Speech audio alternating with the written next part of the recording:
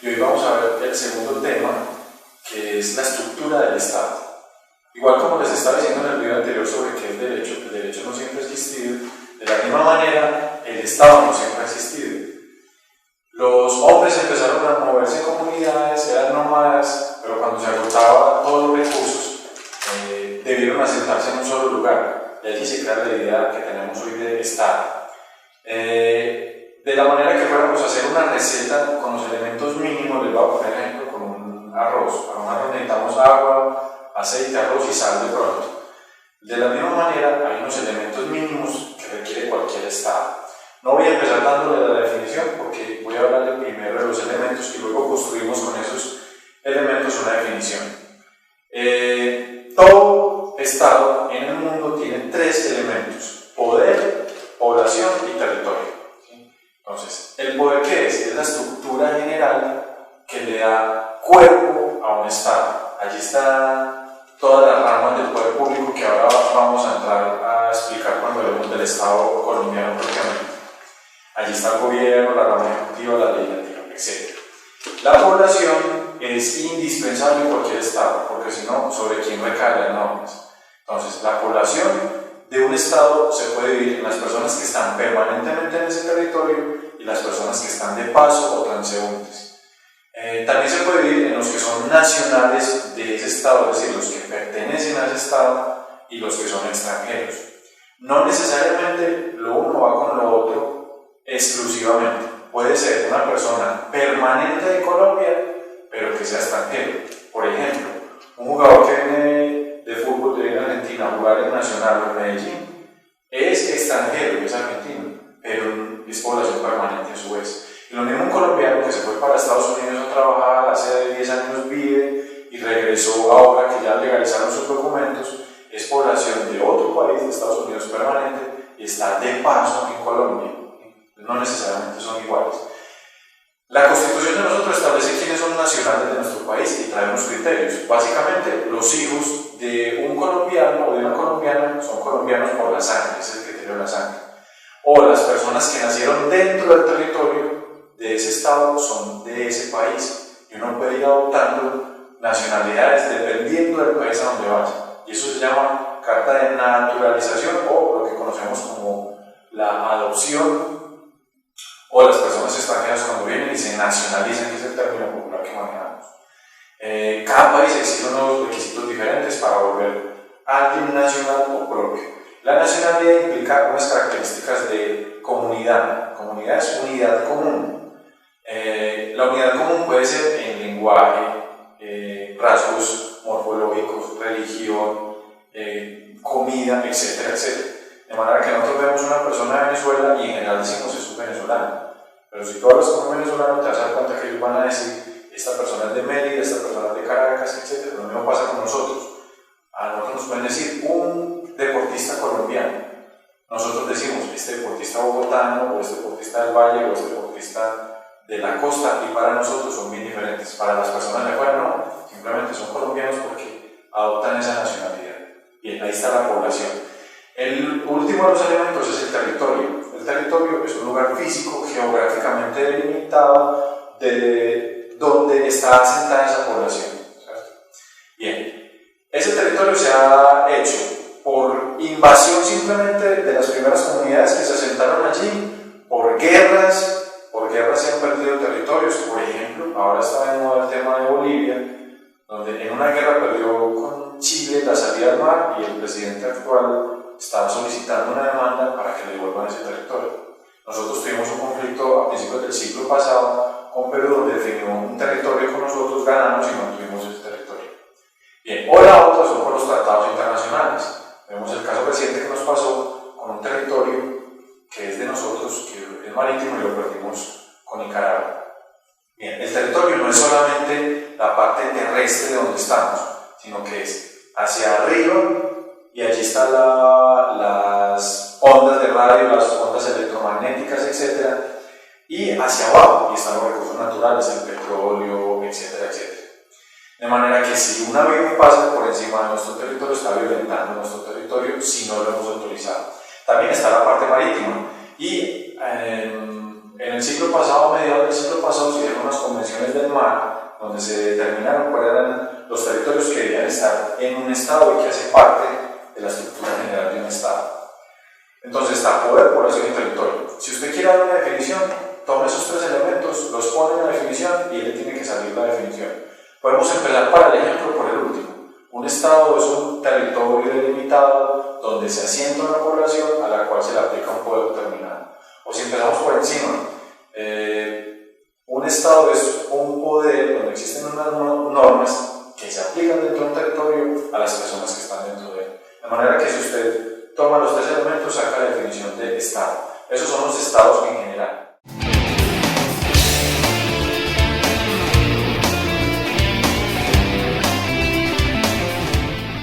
El Estado colombiano tiene una estructura.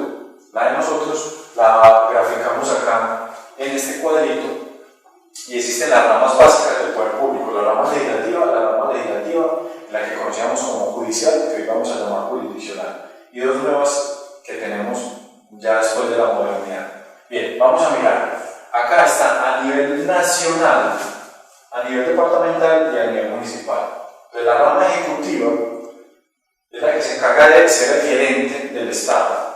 A nivel nacional, el gerente principal, para llamarlo de esa manera, es el presidente de la República, que es elegido por votación popular para periodos de 4 años hasta ahora, si no lo modifican, y con la posibilidad de una reelección. El presidente nombra a su equipo que le va a ayudar, que le va a generar una buena gestión. En principio, los primeros, la mano derecha, son los ministros o ministerios, porque el presidente es responsable de todas las cosas, pero no puede estar en todos los eventos. Entonces, hay un ministro que le ayuda a relacionarse con los demás países, ministro de Relaciones Exteriores o canciller, que también se conoce. Hay un ministro que es la mano derecha, se llama ministro de Gobierno. Hay otro que es de Educación, y etc. Así para que desarrollen las políticas del presidente. Hay unos jefes de departamentos administrativos. Hemos escuchado, por ejemplo, el DAS, Departamento Administrativo de Seguridad. ¿De qué se encarga el DAS? De establecer quiénes tienen antecedentes penales, quiénes no tienen, y de pronto cuando no vayan a salir del país, si uno tiene un antecedente penal o una prohibición para salir, el Departamento Administrativo de Seguridad DAS se encarga de eso. Ha habido modificaciones. Por ejemplo, el DANE, Departamento Administrativo Nacional de Estadísticas. El DANE se encarga de decirle a cada gobierno: mire, somos tantos colombianos, hay tantos desempleados, hay tantos mayores de tal edad, hay tantos jóvenes, para que así las políticas del presidente y del gobierno se vayan desarrollando con base en esas estadísticas. Bien, también existen unos departamentos o unos personajes que llaman jefes de departamento administrativo de orden nacional, y son entidades descentralizadas. Por ejemplo, el famoso Instituto Colombiano de Bienestar Familiar es una entidad que no está funcionando solamente en Bogotá, funciona en todo el país y se encarga de una función de cuidar y velar por el bien de los niños. Esas entidades pertenecen al Estado también. Eso es lo que llamamos gobierno. ¿Sí? Nosotros simplemente, cuando decimos popularmente gobierno, hablamos del presidente, pero en realidad el gobierno son muchas personas. Bien, eso a nivel nacional. A nivel departamental hay otra especie de gerente del departamento que se llama gobernador. El gobernador o el departamento tiene una estructura un poco más pequeña que la de orden nacional, pero igual también tiene una especie de ministros que se llaman secretarios o secretarías. ¿Sí? Entonces, por ejemplo, Secretaría de Obras Públicas, que se encarga de hacer las carreteras, Secretaría de Tránsito y Transporte, Secretaría Departamental de Educación, y desarrollan las políticas del gobernador en ese punto básico. Y tienen unos institutos. Esos institutos, digamos que serían unas entidades descentralizadas o unos departamentos administrativos que le ayudan en la gestión al gobernador. Por ejemplo, para nosotros en Antioquia, el INDEPORTES, Instituto para el Deporte. Entonces, ese instituto a nivel departamental se encarga de generar las políticas de deporte que ya desarrolló el gobernador. Bien. El gobernador también es elegido por elección popular para los mismos periodos que el presidente, por 4 años. Y a nivel municipal están las alcaldías. Quien encabeza esa gerencia, por decirlo así, son los alcaldes. También tienen unas secretarías y tienen unos institutos. Por ejemplo, cuando vamos a sacar el pase para conducir, vamos a la Secretaría de Tránsito y Transportes, y esa pertenece al municipio. Por eso vemos que hay en cada municipio Secretaría de Tránsito. Muchas veces va a Itagüí, estando aquí en esta región, a sacar el pase, o va a Bello. Bueno, y así pasa en todas las ciudades del país. Y hay unos institutos que se encargan también de ser una especie de departamentos administrativos y le ayudan al alcalde en su labor. Por ejemplo, en Medellín hay un instituto que es para la vivienda popular, se llama ISVIMED, es el Instituto de Vivienda Popular, y allí, por ejemplo, cuando hay campañas para dar vivienda gratis o para dar subsidios, es el ISVIMED el que se encarga de esa función. Bien, esta es la rama ejecutiva completa a nivel nacional, departamental y municipal.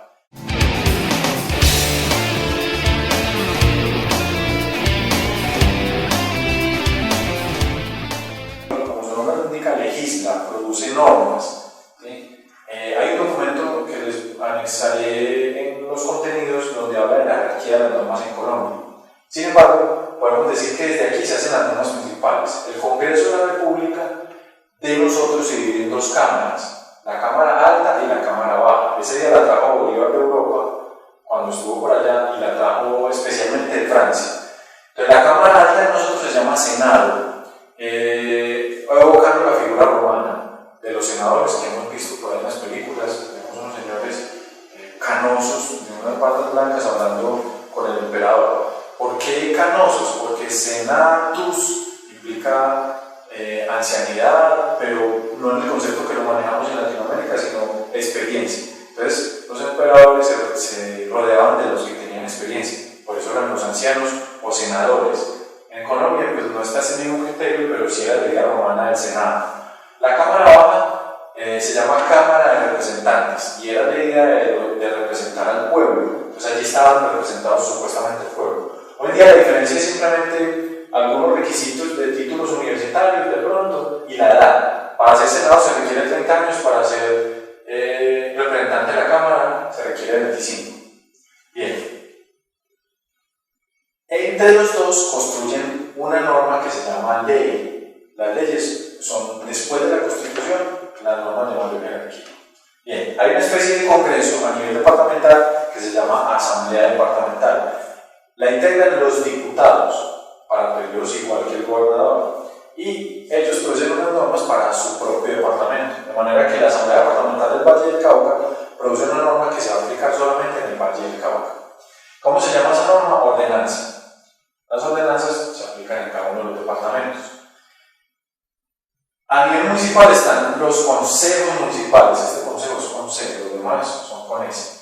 Los consejos municipales están integrados por concejales o concejalas, como es el término correcto para las mujeres, y producen una norma que se llama acuerdo, ¿sí? De manera que el Consejo Municipal de Pereira produce una norma para Pereira que se llama acuerdo municipal, ¿sí? Bien, entonces esta es la rama legislativa.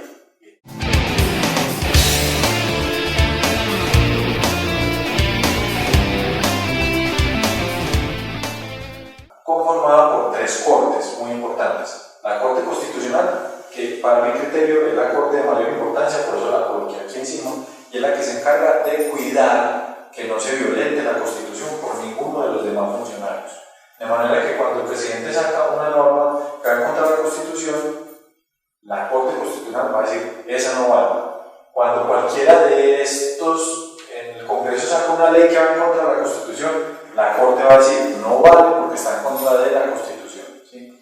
Y hemos escuchado en las noticias donde se habla de, hay un fallo de la Corte que declaró nula X ley o que declaró inconstitucional, y hay una palabreja que también escuchamos en los noticieros que se llama inexequible, es inaplicable, es decir, de ahí en adelante no se puede aplicar más, ¿sí? Vamos a poner un ejemplo. Si el Congreso saca una ley que prohíbe fumar y que utilizando el criterio de Medio Oriente árabe que se aplicaba hace mucho tiempo, a quien encontraran fumando se le cortaba la nariz, entonces vamos a suponer que el Congreso lo aprueba, empiezan a cortar narices y la Corte mientras las estudia va a decir, a ver, ¿qué pasa con esto? Esto va en contra del desarrollo libre de la personalidad, eso no se puede hacer, está muy bien que se hagan campañas contra el tabaco, pero no se le puede cortar las narices a la gente. Entonces, ¿qué va a decir? De aquí en adelante no se aplica más esa norma. Ahora, mientras estuvo vigente, tienen plena validez y las narices que se cortaron, bien cortadas están, ya quedaron así, ¿cierto? Para que tengamos el ejemplo. Bien, existen otras dos ramas muy importantes del derecho, que es el derecho privado y el derecho público. Como les expliqué en el video de qué es derecho, el derecho privado tiene la primera o la rama más importante, la corte más importante realmente, que se llama Corte Suprema de Justicia. La Corte Suprema de Justicia se divide en salas, y esas salas son por temas, por ejemplo, civil, familia, laboral, etc. Asimismo, a nivel departamental hay un tribunal superior, que normalmente se le pone el nombre de la capital para distinguirlo, por ejemplo, el Tribunal Superior de Medellín. Y a nivel nacional, en el derecho público o administrativo está el Consejo de Estado. El Consejo de Estado tiene dos funciones: controlar normas administrativas y controlar algunos actos del presidente. Bien, a nivel departamental está el Tribunal Administrativo, que también se divide en salas, y ya a nivel municipal están los jueces individualmente considerados. Todos estos de aquí trabajan, por decirlo con una expresión, en grupo, ¿sí? Por eso se llaman salas, y toman decisiones por mayorías. Estos de aquí trabajan individualmente, así tengan personas que le ayuden. Por división interna de trabajo se dividen en jueces del circuito y jueces municipales, de manera que puede existir juez penal del circuito, juez penal municipal, o juez civil del circuito o juez civil municipal. ¿Cuál es el criterio? La ley lo trae. Por decir algo, si yo voy a demandar a alguien porque me da un cheque de 5 millones, será un juez civil municipal. Pero si voy a mandar a esa misma persona porque el cheque es de 120 millones, es juez civil de circuito. Ahí que determina el factor la cuantía. La ley trae la división de cómo se distribuyen ellos el trabajo. Y hasta acá son la estructura normal que conocemos. Les decía, se divide por territorio y por tema. Entonces, puede haber un juez civil, que sería el tema del circuito de Cali, o puede haber un juez civil, que es el tema municipal de Cali. ¿Sí? Por ejemplo, puede haber un juez penal del circuito de Bogotá. Penal es el tema, Bogotá es el territorio. Juez penal municipal, penal es el tema, municipal de Bogotá es el territorio. Bien, y la expresión promiscuo, que lo utilizamos mucho para la parte sexual, donde decimos que una persona que es promiscua conoce muchas parejas a la vez. Entonces, esa expresión utilizada para los jueces promiscuos no significa que tienen muchas parejas sexuales, pero sí que conocen de muchos temas a la vez. Si yo me voy para un municipio pequeño, vamos a suponer Pueblo Rico, Antioquia. En Pueblo Rico no se va a necesitar un juez penal, un juez laboral, un juez civil, un juez de familia, porque la cantidad de personas que existen allí no implica un volumen de trabajo tan alto. Entonces, estos jueces promiscuos van a conocer de los temas de familia, de los temas civiles, de los temas penales, etc. Bien, esta es la rama jurisdiccional.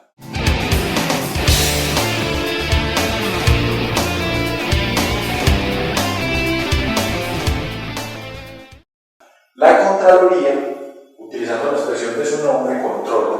¿Qué controla? El gasto público. Controla lo que los funcionarios gastan. Todos estos funcionarios requieren dinero para trabajar. Esos dineros están establecidos por una ley, por una ordenanza o por un acuerdo, dependiendo del nivel que sea, nacional, departamental, municipal. Entonces la Contraloría controla la plata que utilizan todas estas personas. ¿Sí? La Contraloría de la Nación. La Contraloría del departamento controla la plata que utilizan todas estas personas. Y la Contraloría del municipio controla la plata que se gastan todas estas entidades. ¿Sí? ¿Qué hace la Contraloría si encuentra que hay una falla en el gasto público? Pues hace una denuncia a la última rama que tenemos, que es la Procuraduría.